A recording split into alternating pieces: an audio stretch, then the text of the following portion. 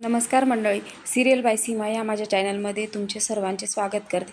तर आपण आज बघणार आहोत सुना येती घरा या मालिकेचा एपिसोड रिव्ह्यू. तर इकडे पद्मा वहिनीला सांगत असते, तू रांगोळी एवढी लहान का काढली? समोरच्या भिकारड्यांपेक्षा आपली रांगोळी मोठी छानच दिसली पाहिजे, गावातल्याचे सर्वांचे लक्ष आपल्या घराकडेच गेले पाहिजे. तर वहिनी हो हो करत असते, सांगत असते वहिनीला, आलं का ध्यानात, राहील का लक्षात? तर इकडे आईसाहेब आपल्या रूममध्ये बसून रडत असतात. त्यांना उमाची खूप आठवण येत असते आणि त्या मनाशीच म्हणत असतात. लहानपणीच्या उमा आणि पद्मा यांचं दोघींचं एकमेकींबद्दलचं प्रेम आठवत असतं आणि त्यांना सगळे लहानपणीचे क्षण आठवत असतात. जेव्हा दोघी लहान होते तेव्हाचे उमा आणि पद्मा जेव्हा लहान होते तेव्हा एकमेकींना किती प्रेम वाटत होते, एकमेकींबद्दल एकमेकींना किती जपायच्या. तसेच मोठेपणी पण एकमेकींना खूप छान प्रेमाने आनंदाने राहत असत. ते सगळे क्षण आठवत होते आणि जेव्हा उमाने लग्न केले पळून जाऊन तेव्हाचा रागही पद्माचा आठवत असतो. पद्माने सांगितले असते, आजपासून तू मेली असं म्हणून उमा आणि पद्माच्या फोटोवरून आईसाहेब प्रेमाने हात फिरवत असतात. खूप रडत असतात आणि त्या मनाशी म्हणत असतात की कधी या दोघी बहिणी एकत्र येतील. तेवढ्यात पद्मा आणि भास्कर रूममध्ये येतो आणि पद्मा जोरात आईवर ओरडते आणि म्हणते की आई, तू काय करते? तू कोणासाठी रडते आई? त्या भिकारड्यांसाठी, ती उमासाठी. तेव्हा भास्कर बघतच असतो. भास्कर आणि पद्मा आईवर खूप रागवलेले असतात आणि पद्मा खूप चिडते. पद्माचे लक्ष फोटोकडे जाते. तर फोटो घेऊन पद्मा सांगते की यांना मी कधी सुखी राहू देणार नाही. तेव्हा आईसाहेब सांगत असतात की अगं, आजच्या दिवशी तरी असं बोलू नको. आज चांगला दिवस आहे ना, आज तुझा वाढदिवस आहे आज, म्हणून तू त्यांना काही बोलू नको. जे चांगलं आहे ते घेऊन ठेवावं आणि जे वाईट आहे ते सोडून द्यावं नदीच्या प्रवाहात. जसं गोष्टी प्रवाहासोबत सोडून दिल्या ना तर आपल्यालाही त्रास होत नाही. तेवढ्यात पद्मा फोटो घेते आणि फोटो फ्रेम खाली आदळून फोटो फ्रेम फोडून टाकते. तर इकडे आईंना खूप त्रास होत असतो आणि आई एकसारख्या त्या फोटो फ्रेमकडेच बघत असतात. तर पद्मा खूप चिडते. पद्मा म्हणते, जर या घरात राहायचं असेल तर त्या दोघांचं नाव देखील काढायचं नाही. आणि पद्मा फोटो हातात घेऊन खूप चिडलेली असते. आईला म्हणत असते की मी पद्मा आहे. पद्मा म्हणजे कमळ. कमळ चिखलात उगवते. तसं माझ्या भोवती चिखल आहे, तो शिवनाथ नावाचा चिखल. त्यामुळे मी चिखलाला तुडवणारच आणि तू हे नदी मला काही सांगू नको. मग म्हणत असते की मी काय मागितलं होतं ग तिच्याकडे? माझं फक्त एकच म्हणणं होतं की आपण लग्न करून एका घरात जाऊ. तर काय मिळालं मला? अगं, तिच्यामुळे मी आज इथं आहे. माझं लग्न झालं आणि मी बिना लग्नाची इथं बसली आहे. तुझं कुंकू पुसलं गेलं, माझा बाप गेला. अजून काय पाहिजे? अजून सांग मला काय पाहिजे? मग आईला सांगते की चल, तुला त्याचा पुळका आहे ना, चल तुला त्यांच्या वेशीवर टाकून येते आणि मग तू तिथं राहा. असं म्हणून आईचा हात धरून आईला रूमच्या बाहेर घेऊन येते आणि इकडे आबांच्या फोटोसमोर उभं करते आणि म्हणते, बघ, यांना विचार, यांच्या फोटोकडे बघ आणि सांग की मी त्यांच्या घरी जाऊ का? मला त्यांचा जास्त पुळका आहे ना. कारण आई काहीच बोलत नाही. आई फक्त रडत असतात. आई शांत उभ्या असतात आणि पद्मा फोटो घेऊन आबांच्या समोर लावलेल्या आरतीजवळ जाऊन फोटो जाळून टाकते आणि म्हणते, यांना उद्ध्वस्त केल्याशिवाय मला चैन मिळणार नाही. असं म्हणून फोटो जाळून टाकते आणि फोटो खाली फेकते. भास्कर हे सर्व पाहत असतो आणि आई फक्त म्हणत असता, अगं पद्मा, नको. तुझी बहीण आहे ग, ती तुझी रक्ताची बहीण आहे. असं नको वागू ग. तरी इकडे उमाच्या घरी उमा खूप खुश असते, आनंदात असते आज, कारण त्यांच्या लग्नाचा वाढदिवस असतो. आज त्यांच्या लग्नाला 25 वर्ष पूर्ण झालेली असतात. ती खंडेरावासमोर उभी राहून देवाला म्हणत असते, देवा, खंडोबा, आज आमच्या लग्नाला 25 वर्ष पूर्ण झाले, पण माझे धनी आमच्या लग्नाचा वाढदिवस साजरा करत नाही. कारण त्या दिवशी जे काही झालं त्यामुळे मला खूप वाईट वाटते, म्हणून हे वाढदिवस साजरा करत नाही. पण तुला तर माहिती आहे, यांना खंडोबाचं लेकरू म्हणायचे. तर खंडोबाचं लेकरू म्हणजे मी तुमची सून ना खंडोबा? हां, सून म्हणजेच मी तुमची लेकच ना. खंडोबाला नमस्कार करून ती खिडकीकडे डोकावून बघते तर तिकडच्या घरातून आईसाहेबही खिडकीतून डोकावून बघत असतात. आई रडत असते आणि उमाही रडत असते. इकडून उमाला आनंद झालेला असतो आईला बघून, पण तिकडून आई रडत असते. उमा हात जोडून आईला नमस्कार करत असते. आई फक्त हसत असतात. आईच्या डोळ्यात आनंद अश्रू असतात आणि आई हातानेच असं खुणावत असते की आशीर्वाद आहे बाळा तुला माझी, असं म्हणून आईला तेवढ्यात पद्मा आवाज देते, आई आई. तर आले ग आले ग म्हणून आई तिकडून निघून जातात. शिवनाथ इकडे दुकानात असतो.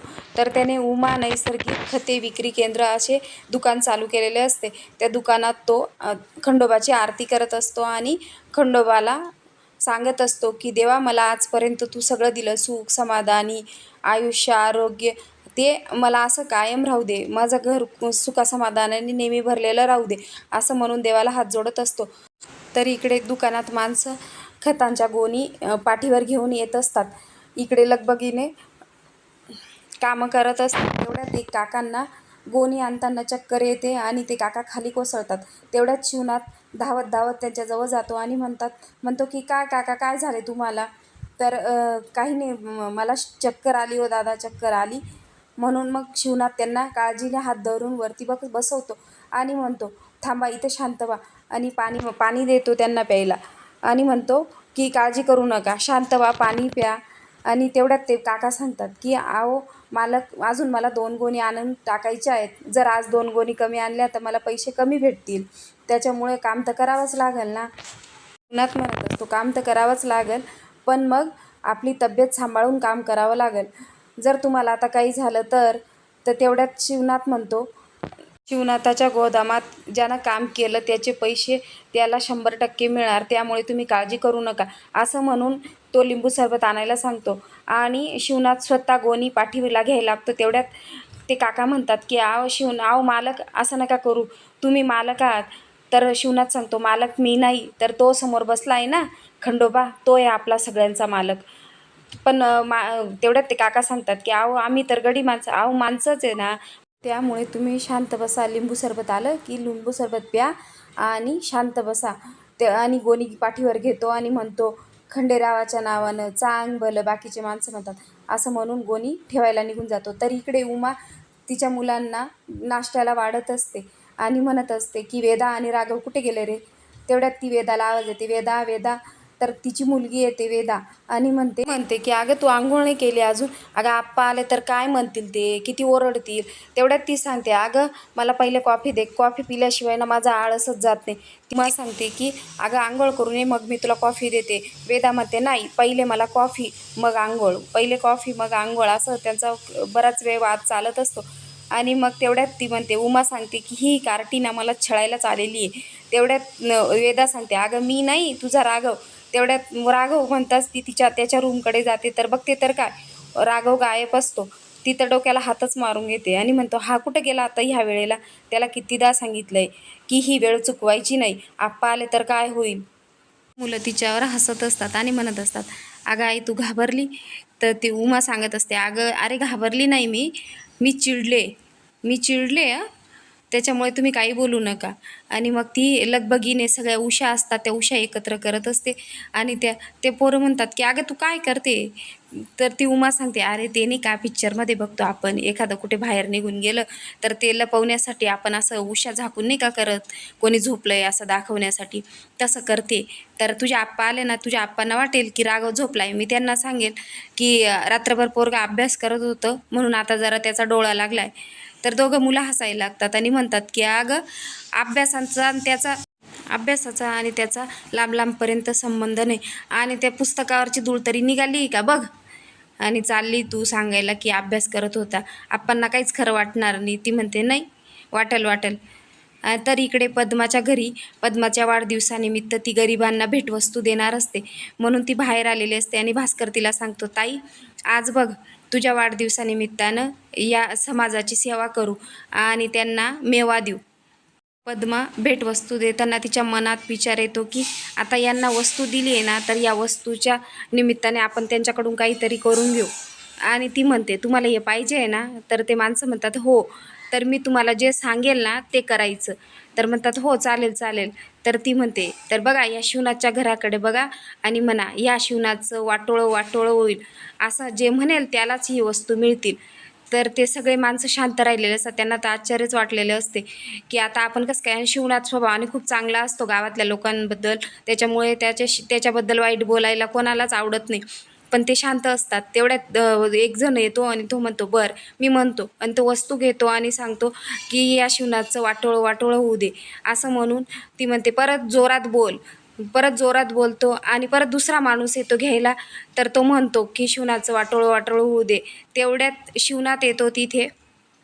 शिवनाथ येतो तर तो माणूस शांत राहून जातो आणि भास्कर, पद्मा ते तर बघतच असतात शिवनाथ आला म्हणून आता हे शांत झाले. तेवढ्यात पद्मा म्हणते की अरे आता काय दातखिळी बसली का, घशात नरड्यात काही अडकलं, त्यामुळे बोल, जोरात बोल आणि म्हण की या शिवनाथाचं वाटोळं वाटोळं होऊ दे.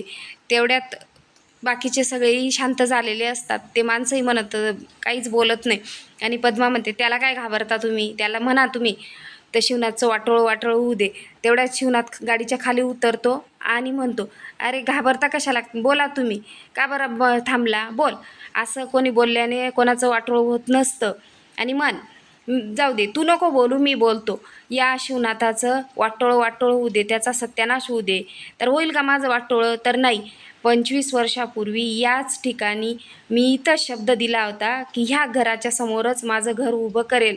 तर बघ, मी ते माझा शब्द खरा करून दाखवला आणि बघ हे जे आहे ना, दिसतंय ना हे सगळं, ते माझ्या कष्टाच्या जीवावर उभं केलं आहे मी, आणि म्हणून इथं टेचात उभा आहे आणि आयुष्यभर असाच इथं टेचात उभा राहील. असं कोणी बोलल्याने कोणाचं वाटोळं होत नसतं की याचं वाटोळं होऊन त्याचं वाटोळं होईल, असं होत नसतं. म्हणून मी माझ्या कष्टाचं आहे आणि ते कष्टाचं मला आयुष्यभर राहील. म्हणून तुम्ही बोलल्याने मला काही फरक पडत नाही. आणि बोला, जर तुम्हाला वस्तू मिळणार असतील तर बोला.